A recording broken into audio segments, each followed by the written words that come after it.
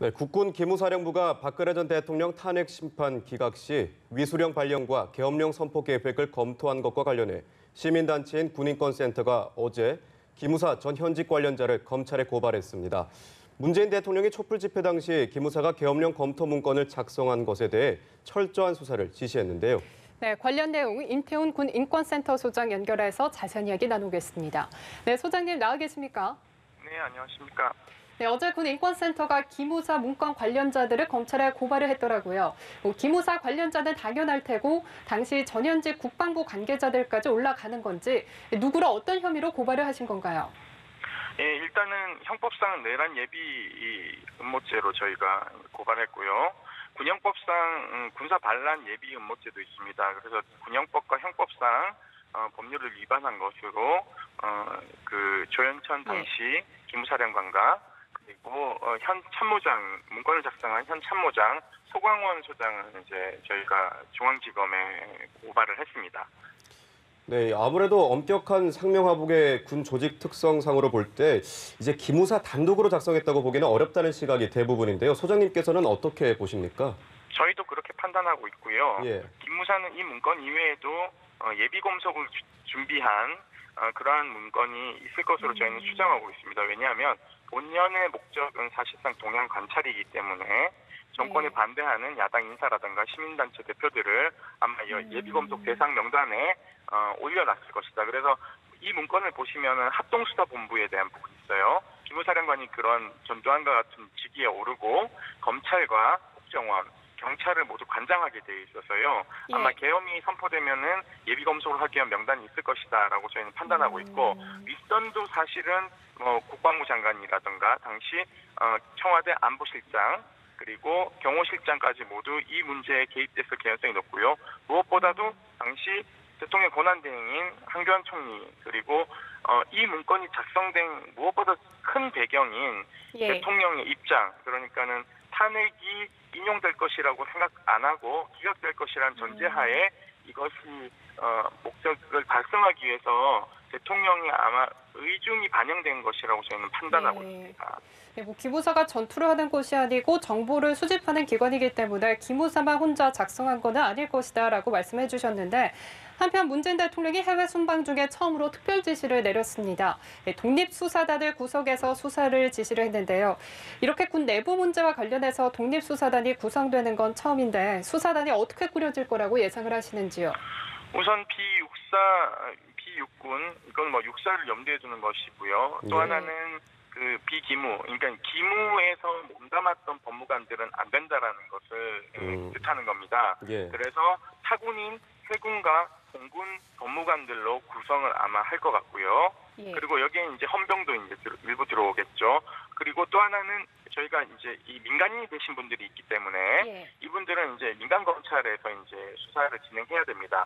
아마 추론컨대 민관 합동 수사본부가 꾸려질 것으로 저희는 판단하고 있고요. 그리고 무엇보다도 대통령께서 이렇게 지시하신 것은 군 검찰에게 사실은 잘하는지 못하는지 보겠다라는 엄중한 지시고요. 군 검찰 입장으로서는 이것을 잘 하지 못할 경우에 군 사법개혁을 이어질 수 있는 여지가 커서요. 아마 사활을 걸고 수사를 진행하지 않을까라고 저희는 판단하고 있습니다. 그리고 이 문건에 연루된 그 작전 계통에 있는 수방사령관이라든가 지금 육군 참모차장이죠.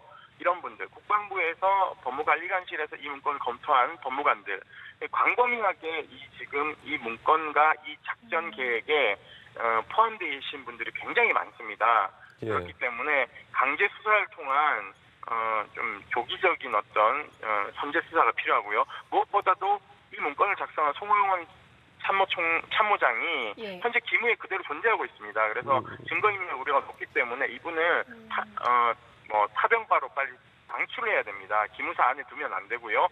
원대 복귀시켜서 육군으로 다시 방출해서 증거인멸을 할 수 없도록 해야 되고요.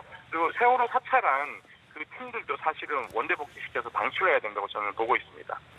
네, 수사가 광범위하게 이뤄질 것이라는 말씀이신데요. 한편 자유한국당은 문재인 대통령의 수사 지시에 적폐몰이의 연장선이라고 비판했고요. 또한 이것 자체가 만약에 대통령 탄핵이 기각됐을 경우에 당연한 조치라고 언급하고 있는데요. 김영우 의원도 비슷한 언급을 했고요. 이것에 대해서 소장님은 어떻게 생각하십니까?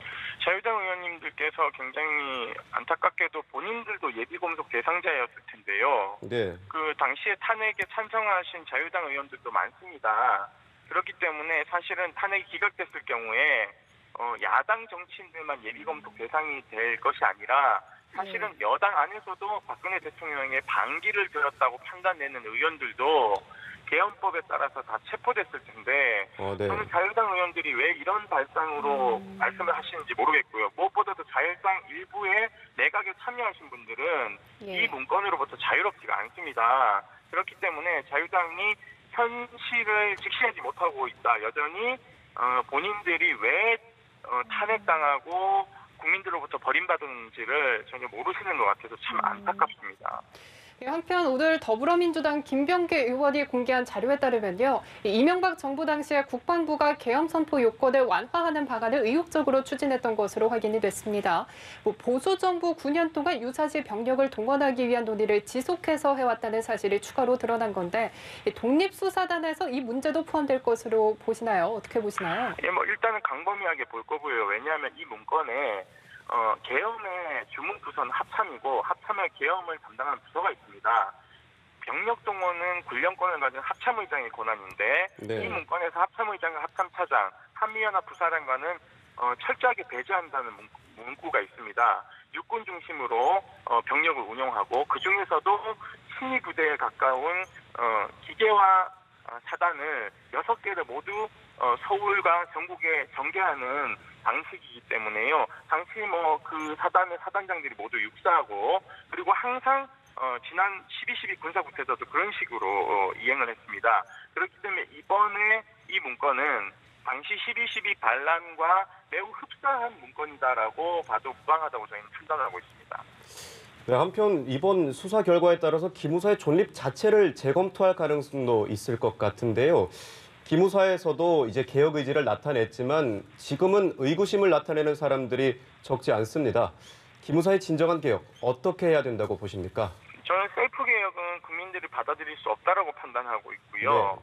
무엇보다도 국민들, 시민들을 사찰하는 동양 관찰권이나 이런 것들은 사실 기무사 영에도 없는 그 권한입니다.